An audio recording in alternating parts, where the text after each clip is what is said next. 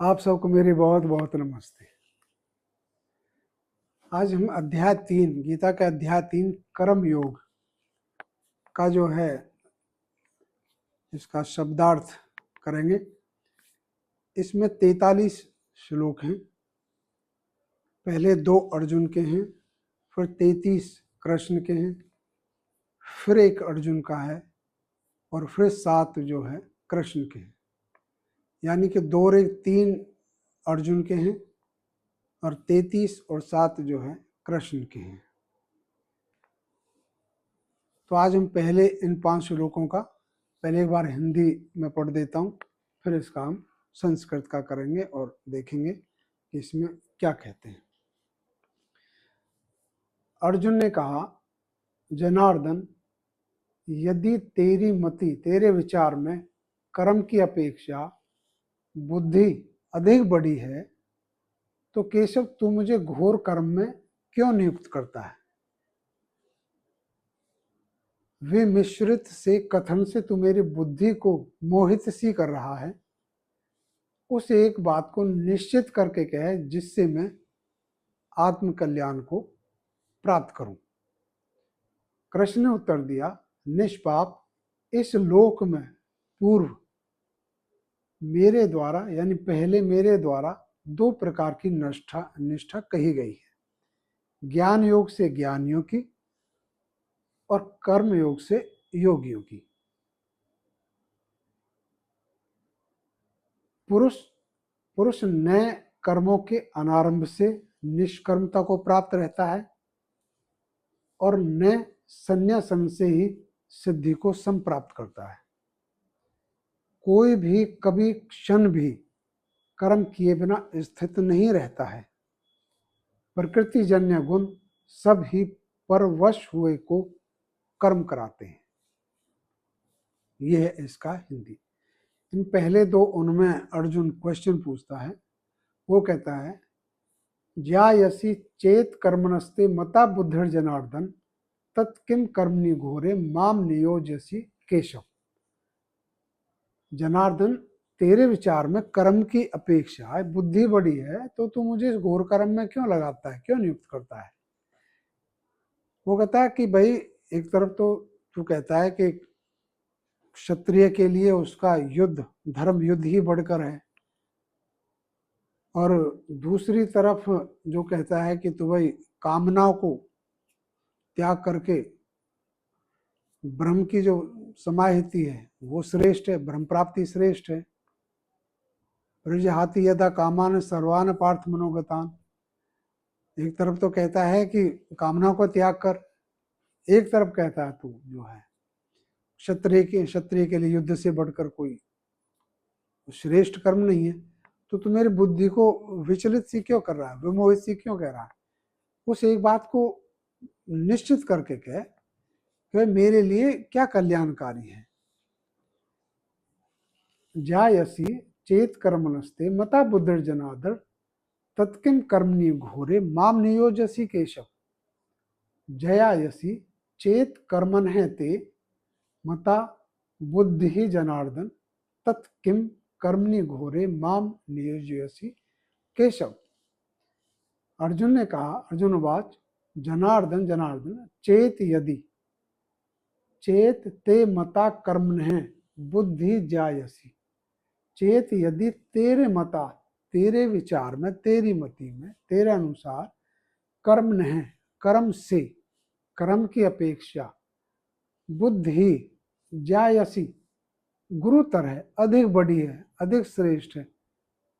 तत तत् तो केशव, तू मां मुझे घोरे कर्मणि किम नियोजसी। घोर कर्म में किम क्यों, नियोजसी नियुक्त करता है, मुझे क्यों लगाता है। तो उसका जो क्वेश्चन है वो ये है कि भाई यदि वो एक तरफ तो क्योंकि उसने पहले उसका ये कहा कि भाई तेरा चिरकाल तक तेरी अपकीर्ति होगी, तू ऐसा नहीं करेगा, तुझे न कहने योग्य वचन, तो तू युद्धाकृत निश्चय, युद्ध करके निश्चय करके संकृत संकल्प होकर के तू खड़ा हो, युद्ध कर। फिर बाद में उसको जो बुद्धि योग का वो देता है कि तू इस तरह से जो है आदमी जब सामना सब कामनाओं को त्याग करके वो करता है तो आत्मना आत्मा में संतुष्ट रहता है, तो स्थित प्रज्ञ कहता है।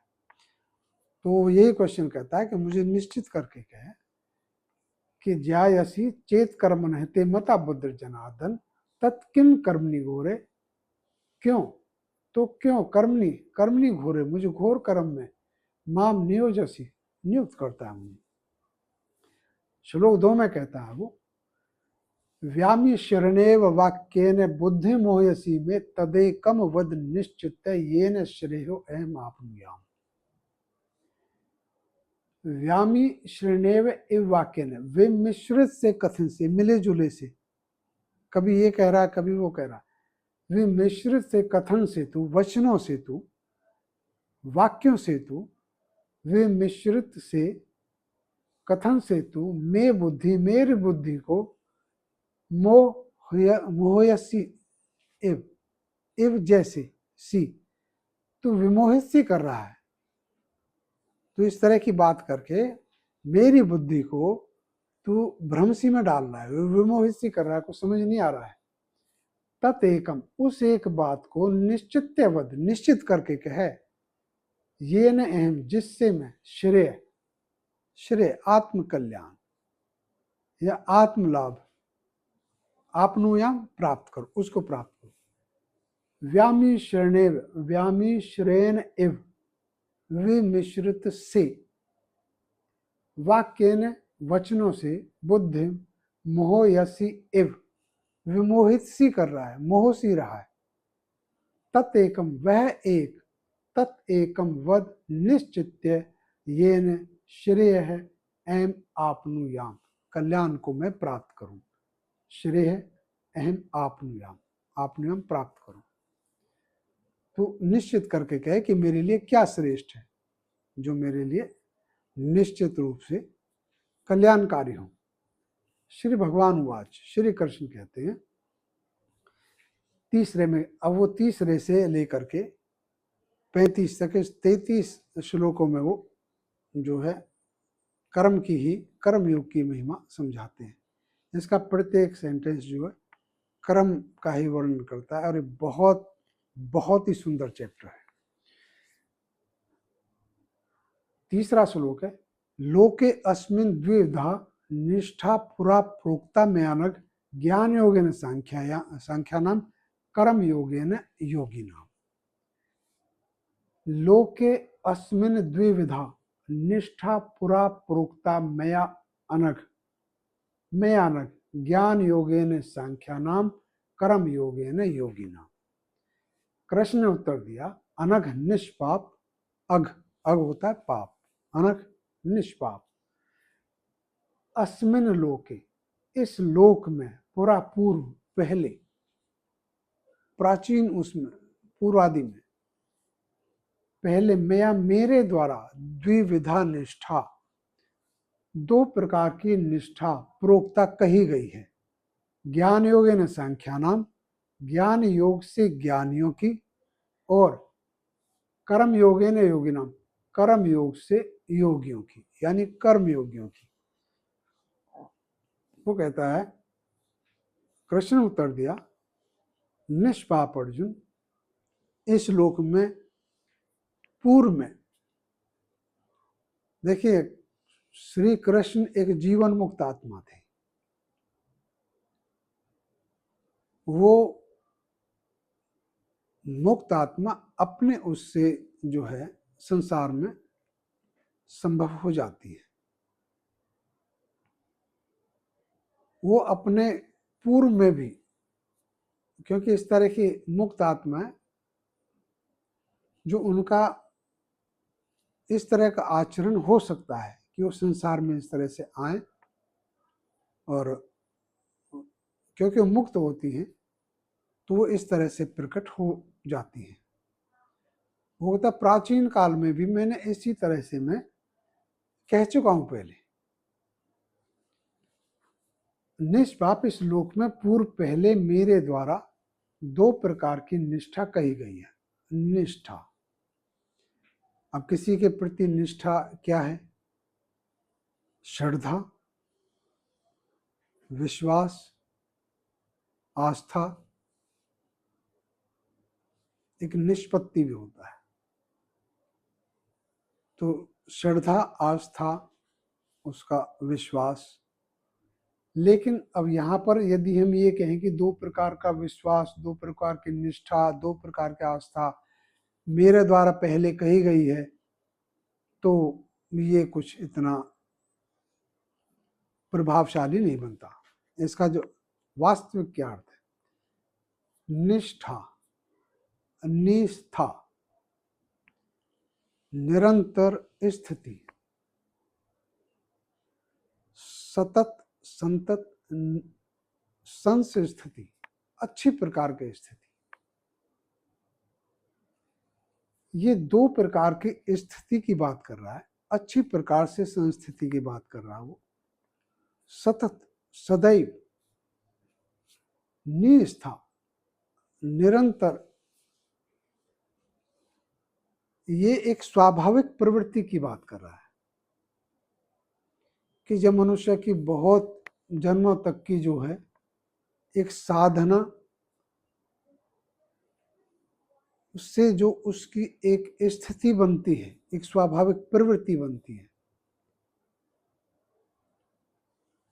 वो प्रवृत्ति की ही बात ये कर रहा है। क्योंकि संसार में इस तरह के जो सात्विक लोग होते हैं, सात्विक लोग होते हैं, उनकी ज्ञान योग और कर्म योग, ज्ञान निष्ठा और कर्म निष्ठा, ज्ञान निष्ठा से युक्त आदमी को हम कहेंगे ज्ञान निष्ठ, और कर्म निष्ठा से युक्त मनुष्य कहेंगे कर्मनिष्ठ। ज्ञाननिष्ठ, कर्मनिष्ठ, ये दो प्रकार की उन लोगों की जो अध्यात्म के उसमें होते हैं पथ पे, उनकी एक स्वाभाविक प्रवृत्ति होती है साधना से युक्त मनुष्यों की, कुछ इस तरह से, कुछ इस तरह की। लेकिन पूर्ण पुरुष वही होता है जो उभयनिष्ठ हो, जो दोनों तरह से, जो दोनों में, जो ज्ञाननिष्ठ में भी और कर्मनिष्ठ में भी संस्थित हो, अच्छी प्रकार स्थित हो। तो कहता है कि मेरे पहले भी दो प्रकार की निष्ठा मेरे द्वारा इस प्रकार लोक में कही गई है कि जो उनकी अपनी जो साधना से और उससे जो है अच्छे संस्कारों से सुसंस्कृत, अच्छे संस्कारों से सुसंस्कृत जो है, और एक दीर्घ साधना से जो एक कई जन्मों में के बाद जो एक उसकी प्रवृत्ति, स्वाभाविक प्रवृत्ति बनती है, वो है निष्ठा। और वो दो प्रकार की होती है। निष्ठा निरंतर स्थिति, संस स्थिति, सतत संस्थिति। किसमें? ज्ञाननिष्ठ में या कर्मनिष्ठ में। श्रेष्ठ मनुष्य या उत्तम या पूर्ण पुरुष वही है जो दोनों प्रकार से, जिसमें दोनों विहित हों, दोनों निहित हों। तो कहता है कि निष्पाप अर्जुन अनग अस्मिन लोके श्लोक में पुरापूर्व मेरे द्वारा मया द्विविधा निष्ठा प्रोक्ता, दो प्रकार की निष्ठा कही गई है। प्रयुक्ता, श्रेष्ठता पूर्वक कही गई है। ज्ञान योग न सांख्यानाम, ज्ञान योग से ज्ञानियों की, और कर्म योग से योगियों की, यानी कर्म योगियों की। चौथे में कहता है वो, न कर्म नाम नारंभा नैष्कर्म्यम पुरुषो अश्नुते न च संन्यासनादेव सिद्धम समधि गच्छति।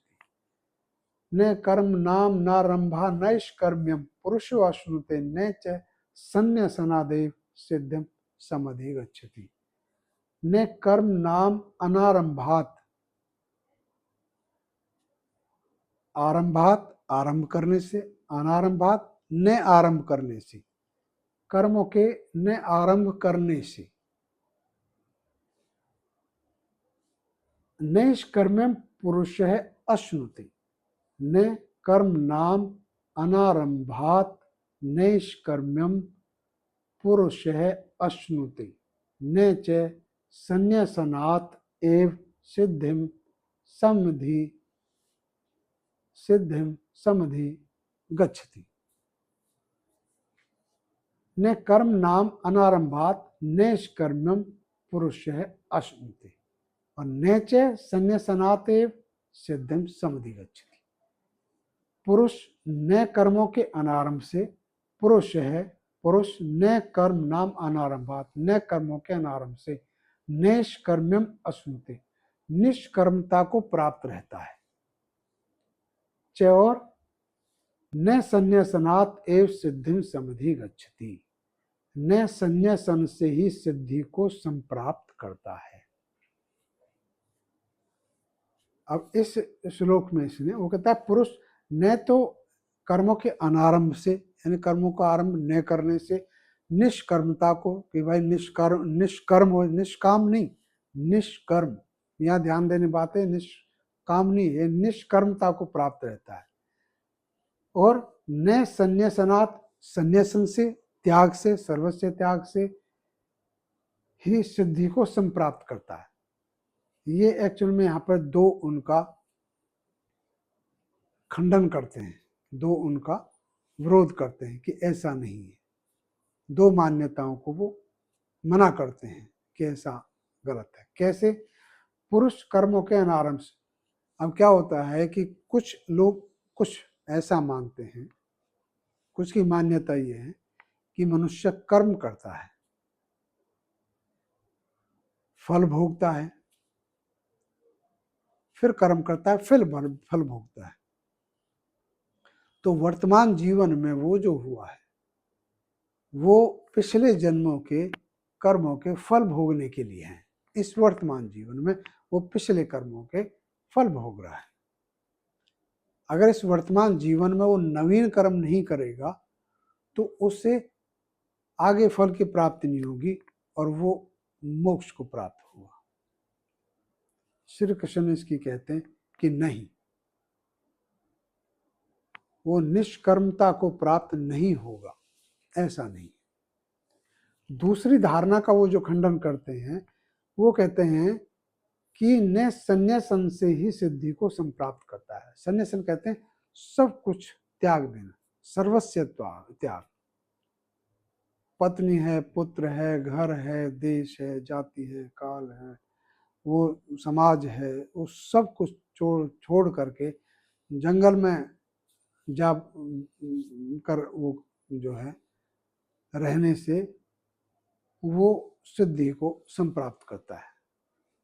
वो इस तरह से त्याग का भी खंडन करते हैं। वो कहते हैं नहीं, इससे भी सिद्धि को प्राप्त नहीं करेगा। कि ऐसा नहीं कि सबको छोड़ दिया जी, जो सब कुछ त्याग से भी नहीं, और ना ऐसा है कि कर्म छोड़ने से कुछ होगा। अब पांचवें में कहता है वो न ही कश्चित शनपि जातु तिष्ठते कर्म कृत कार्यते है अवश्य कर्म सर्वै प्रकृति जैर्गुणै, प्रकृति जैर्गुणै। न ही कश्चित क्षणमपि जातु तिष्ठते कर्म कृत कार्यते है अवश्य कर्म सर्वै प्रकृति जैर्गुणै, प्रकृति जैर्गुणै, प्रकृति जन्य गुण। अब न ही कश्चित क्षणम अपि, कश्चित क्षणम अपि जातु तिष्ठति अकर्म कृत, तिष्ठति अकर्म कृत कार्यते ही अवश्य है ही अवश्य है कर्म सर्व है प्रकृति जही गुण ही। न ही कश्चित, कश्चित कोई भी, क्षण भी, किसी काल में अकर्मकृत बिना किए कर्म किए रहता है। सभी प्रकृति जन्य गुणों से परवश हुए कर्म करते हैं। कश्चित कोई भी कभी क्षण भी अकर्म किए बिना स्थित नहीं रहता है। जैसे होता है नवीन कर्म नहीं किए जाए तो ऐसा होता है, नहीं, कभी भी कोई भी। और प्रकृति जन्य गुण सभी परवश हुए को कर्म कराते हैं। कश्चित कोई भी, जातु कभी, क्षणमपि क्षण भी अकर्मकृत कर्म किए बिना नहीं तिष्ठति स्थित नहीं रहता है। प्रकृति जय ही गुण ही, प्रकृति जन्य गुण सर्व ही सब ही परवश हुए को कर्म कर्म कार्यते कराते हैं। अब ये देखो, एक क्षण भी मनुष्य कर्म किए बगैर नहीं रह सकता है। मन से, वचन से, कर्म से, सोते स्वप्नावस्था में, सुषुप्ति अवस्था में, जागृति अवस्था में, मनुष्य में तीनों में कर्म करता है। जब हमारी पृथ्वी ही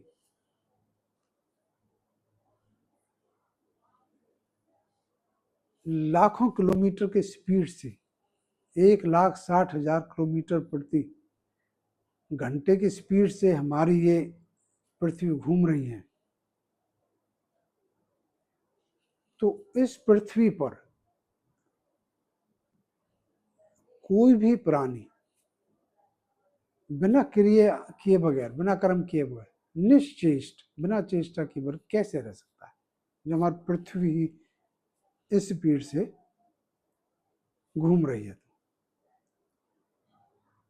स्वप्न में, जागृति में, सुसुप्ति में हमारा शरीर कार्य करता रहता है। इसके अंदर सारी क्रियाएं चलती रहती हैं। श्वास हमारा चलता रहता है, हमारा हृदय चलता रहता है, हमारे जो रस धातुओं का कार्य है वो भी होता रहता है। हमारे सारी चीजें स्वाभाविक करें, सारी चीजें चलती रहती हैं।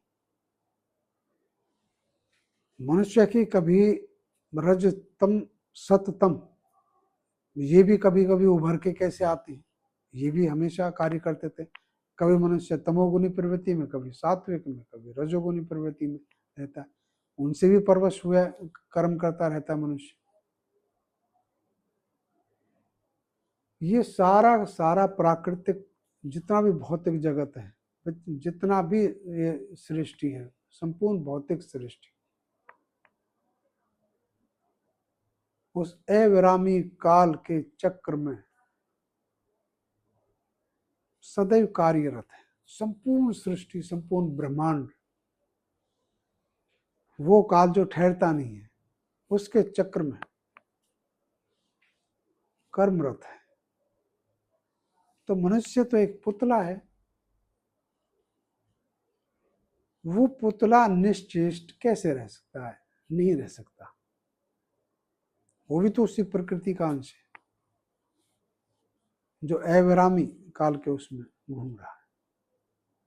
हमारी पृथ्वी घूम रही है, वो पृथ्वी पर जो है हमारे सारे शरीर में क्रियाएं हो रही हैं। तो मनुष्य वो यही कहता है कि एक क्षण भी निष्क्रिय स्थित नहीं रहता है। प्रकृति जन्य गुण, ये प्रकृति जन्य गुण का एक अलग ही हुआ। मनुष्य कैसे कर्म करता है? पैदा होता है, हर एक अलग अलग स्वभाव, अलग अलग नेचर है, किसी की कैसी है, किसी की कैसी, किसी कैसी। वो गुण, कर्म, स्वभाव, वो गुण उसकी प्रकृति, सात्विक, राजसी, तामसी, वो जैसे उसके पूर्व जन्म के संस्कार, उसके जैसे कार्य क्रिया, जन्म जन्मांतर तक के संस्कार, वो वैसे ही कार्य करता है। तो वो उसके प्रकृति जन्य हो। इन्हीं गुणों से अतीत होने का, त्रिगुणातीत होने के लिए होना जरूरी है साधना के लिए। ये तो होना है। तो मनुष्य कैसे कार्य करता परवश हुआ? इन प्रकृति जन्य गुणों से। वैसे तो कर्ता आत्मा है, जैसे कहते हैं कर्ता कौन है? आत्मा। लेकिन वो ये मैंने जैसे कल बताया था कि वह भोग और मोक्ष का साधन यही है। प्रकाश कर्या स्थितिशीलम भूतेन्द्रियात्मकम भोग अपवर्ग अर्थम दृश्यम। अब जो इनसे मुक्त हो गया उसके लिए न संसार है न सांसारिकता है। तो जो है ये आज हम का ये इतना ही है। इसी के साथ आप सबको बहुत बहुत नमस्ते।